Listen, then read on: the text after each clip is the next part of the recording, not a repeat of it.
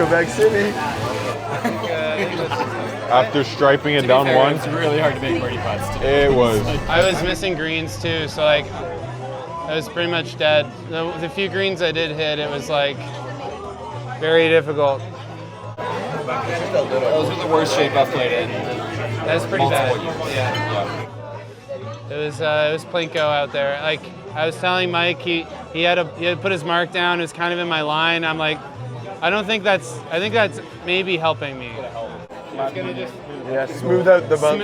Smooth out a low point. So I'm curious when you first heard of Murray Bay. Like when did you first hear about that place? Murray Bay? Yeah. Honestly, I think it was the same book. I think it's referenced in that book. Is it? And do you have the book with you? I do.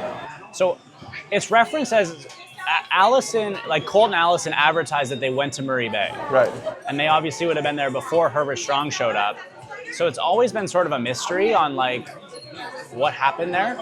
So when I went to Mount Richelieu, I just added it. Right. And we're pretty sure it's a Colt. Like we don't know, we don't have any evidence or anything, but it's just like kind of the timeline of his ships and stuff. Like there was evidence of golf before, like a big renovation sort of around the time Colt would have been there.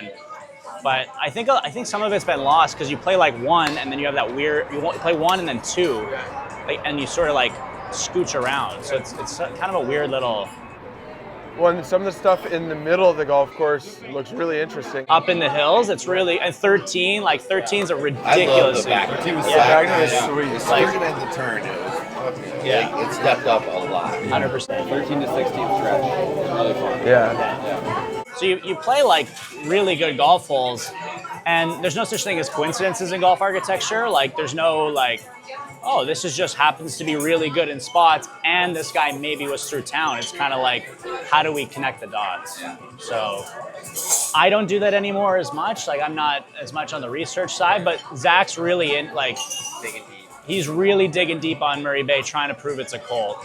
And the problem is you're doing like 150 years of research to solve one thing. Like it's like Murray Bay as an example. It's like, that was built in 1887 or 1884 or whatever they claim, and then Colt would have been 1915, so that's 100 years ago.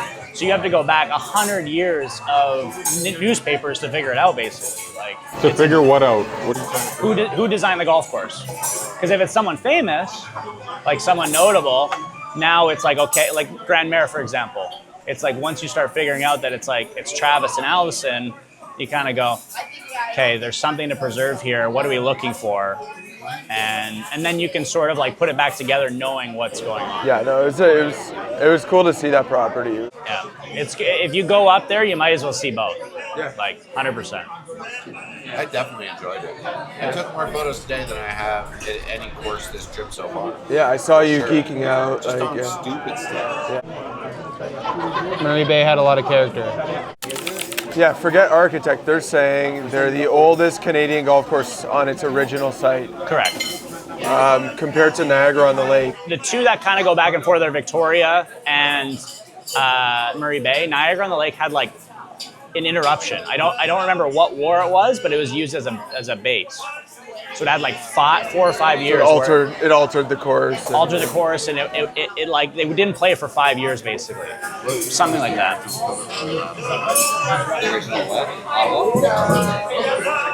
I think 1893. 1893 was where club founding. Club founding. The golf course is 1903. 95 was That was on the original site. Sandy Hill Yes, location. yeah. Sandy Hill, yeah. I think it'd be cool if you told the story for these guys, like the Grand Mare story. Like you and I have been talking about this for a couple months, but for sure, like so, I'll tell you a story actually. So the day we met Zaire was in Montreal. We ended up going to a simulator in pretty much close to Old Montreal, like 2 kilometers outside of Old Montreal, and we go in and the guys are asking like, what's the itinerary for the week, and we tell them, and they're all like, ooh, Grand Mare, that's the one with like a serious cult following right now. I feel like you're partially responsible for this cult following. Tell the Grand Mare story to these guys, because Curtis's eyes perked up when he heard, ooh, cult following. Yeah. I mean, Grand Mare is interesting, right? Like, basically how it came about was during COVID, I was really getting into golf history, and Harry Colt in Canada really interests me just because he's such an important figure in the UK, but he really set up shop in Canada. And with that, it kind of led me to Colt and Allison, and you start doing research and come across this book through a friend. And he basically says, you need this book if you're researching this.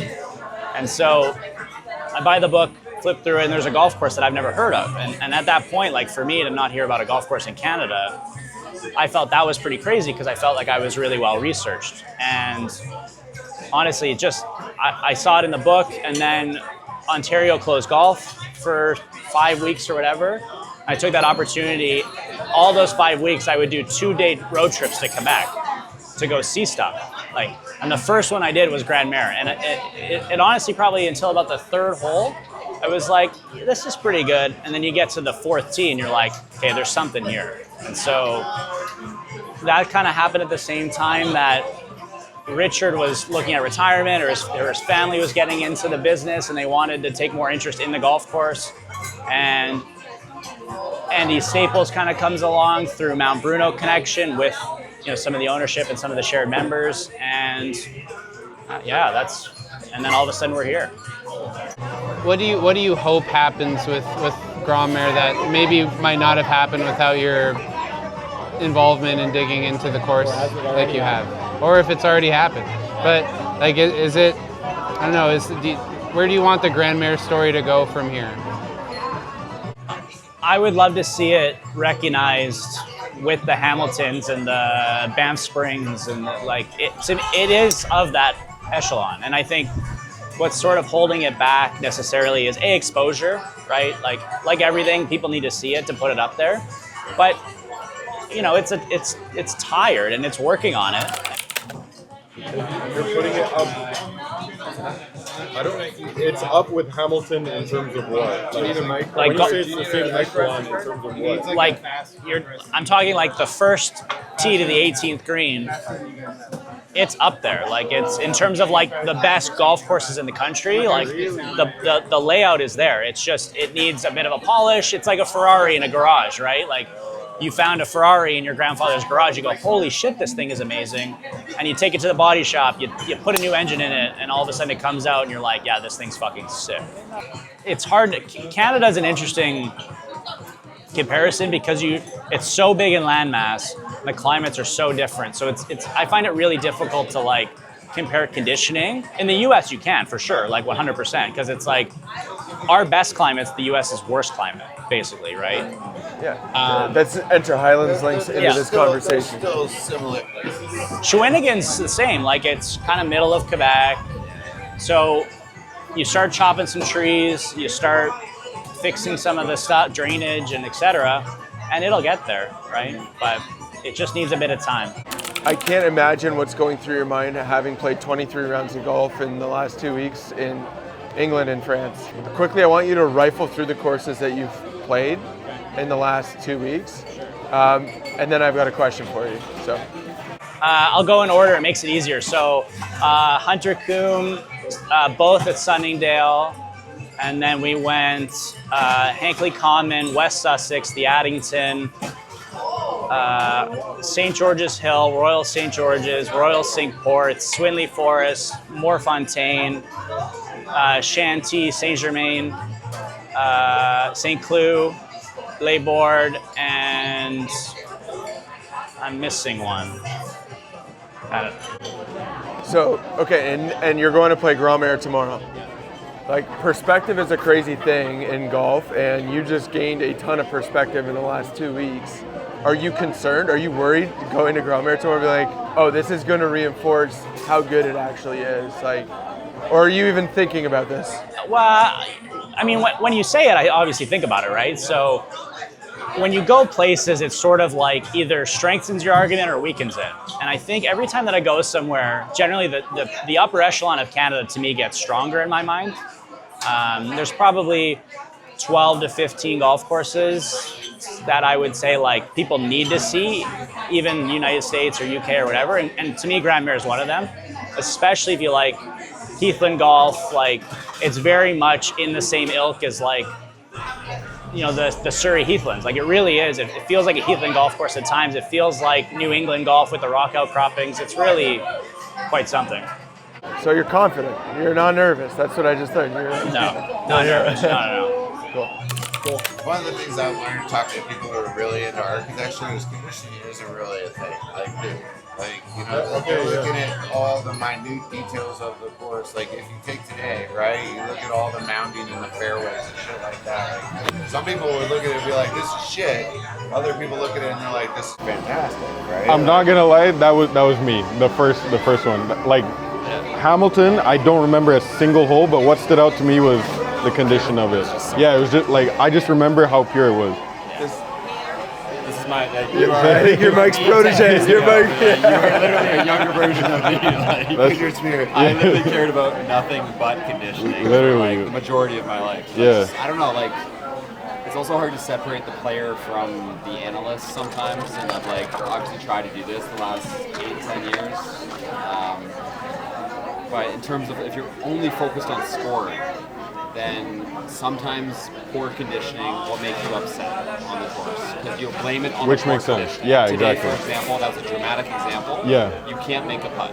Yeah, that's how I felt. Shot to 10 feet, it's like I have a 10% chance of making this. Yeah. Whereas usually it's 40, right? So it can be frustrating, and then that builds, that has an effect on your emotions, and then you don't like the course as much for that reason because you're a player. I think for me, the big thing is it's like a conditioning checkbox. It's like, is it good enough to play, right? If it's not good enough to play, then it's an actual deterrent, right? But if the ball rolls good enough and it's not embedding in the fairway, there's potential, right?